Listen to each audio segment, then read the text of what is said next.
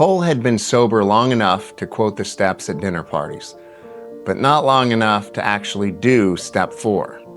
Every time it came up, his brain filed it under, "Gonna get to that soon," right next to "exercise more and call mom back."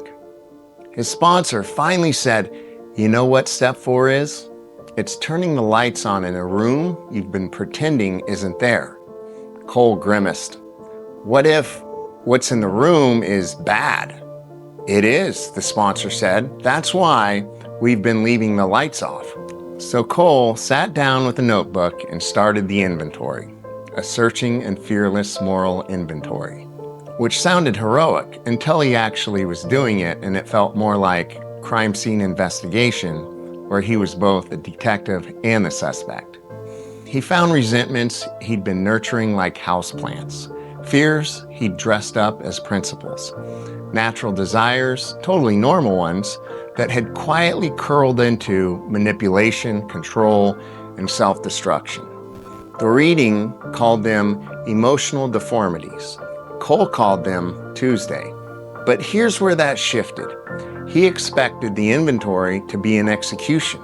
Instead, it was a diagnosis. A doctor can't fix what he won't look at.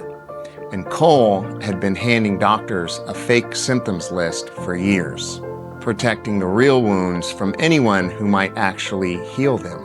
As he wrote, the issues that used to loop endlessly in his head, the unresolved, the festering, the "I don't want to think about that," slowly lost their power.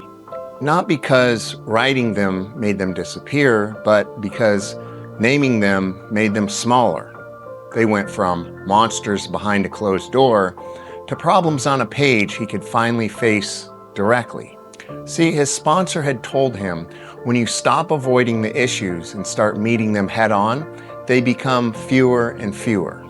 Now, Cole didn't entirely believe that until he lived it. One night, closing the notebook after a brutal session of honesty, he sat in the quiet and realized something that cracked him open in the best possible way.